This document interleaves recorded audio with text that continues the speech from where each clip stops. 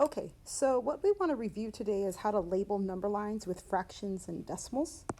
And the first thing you want to do is you want to look at all the whole numbers. So you literally could take your highlighter and highlight all the whole numbers if you want so that you can see where our integers are.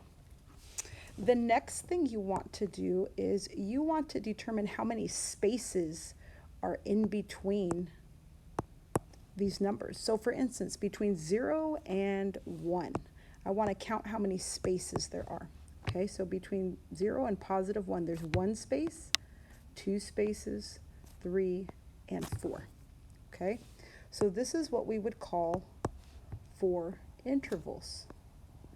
So 4 spaces or 4 intervals, same thing. Okay, so that makes a huge difference to me because now I can easily start numbering my numbers, my lines. So this first line would be 1/4. Remember, we're numbering the lines, not the spaces. Then 2/4, then 3/4.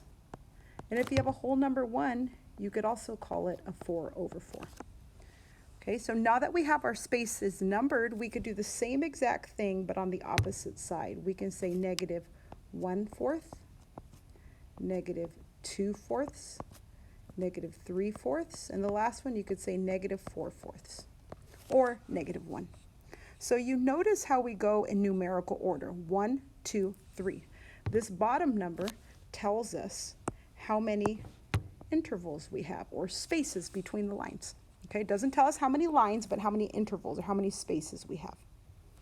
Now, the biggest issue that I saw from our formative assessments was that once we got to the whole number 1, nobody knew what to do. So I'm going to show you 2 different ways to do this. You notice this last one we had 4/4. We could keep going and write 5/4, 6/4, 7/4, and our positive 2 would be an 8/4, or a whole number 2. But most of the time, you are going to see these fractions written as mixed numbers. So you can also write 5/4 as one whole number, and then we start again from the 1, there's 1 space, so it's 1 and 1/4. For 6/4, you can also write it as 2 spaces from 1, so it's 1 and 2/4. Our 7/4 is 3 spaces away from positive 1, so you could say it's 1 and 3/4. And our 8/4 is 4 spaces away from positive 1. You could say it's 1 and 4/4, which ends up being a whole number 2. So you notice you can write them as mixed numbers or as improper fractions. Most of the time people will want them as mixed numbers. So what's happening is with our mixed numbers, we're just rewriting the same fractions over and over and over again and putting a whole number 1 in front of it. Notice in red it says 1/4, 2/4, 3/4. In blue, 1/4, 2/4, 3/4. We're just putting a whole number 1 in front of it. So let's try that with our negatives.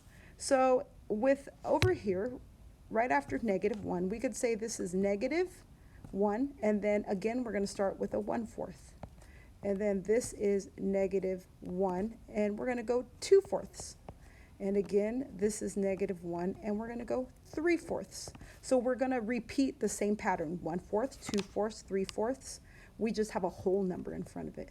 And then here we have a negative 1 and 4/4, otherwise known as a negative 2. So that is how you label your number line with fractions, or we could say mixed numbers. Okay? Now let's go ahead and talk about decimals. For decimals, how in the world do we work with decimals? Well, we're going to do the same exact thing. We're going to highlight the whole numbers, which is most important, highlighting the whole numbers. Once we highlight the whole numbers, we're going to count the spaces.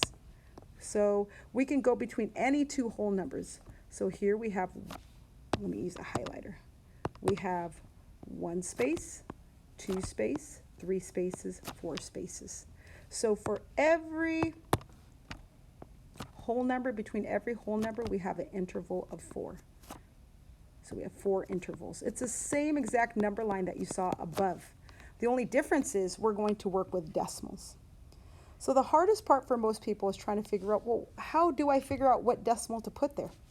Well, let me show you. Once you figure out how many spaces or intervals you have, you always divide that number into 100 because a whole number decimal is 1.00. So let's divide. 4 goes into 10 2 times, which is 8. And we're going to bring down our 0, and 4 goes into 20 5 times. So our intervals are going to be 0.25 intervals. Okay, so let's go ahead and get started. So that means for this first line, we're going to have 0.25. Okay, then we're going to add 0.25 to that, and it's going to be 0.50. And then we're going to add another 25 to that, so 0.75. And then we're going to add another 25 to that, so it's going to be 1.00. Let's keep going.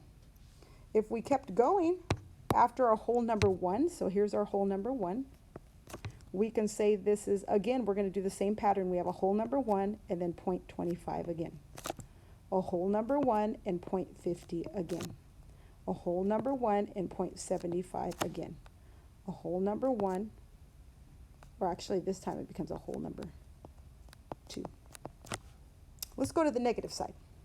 So on the negative side, we have 0.25, and then we add 25 to that, and we get 0.50, and we add 25 to that, and we get 0.75, and these are all negatives. We could keep going after the positive one, after the negative one. We could say this is negative 1.25. Notice the pattern again, negative 1.50. Negative 1.75. It could keep going and going. We literally could say this is negative 2.25, negative 2.25. Or we could keep going and say this is negative 2.50. It's the same pattern over and over and over again, the same decimals. All you need to do is add a whole number.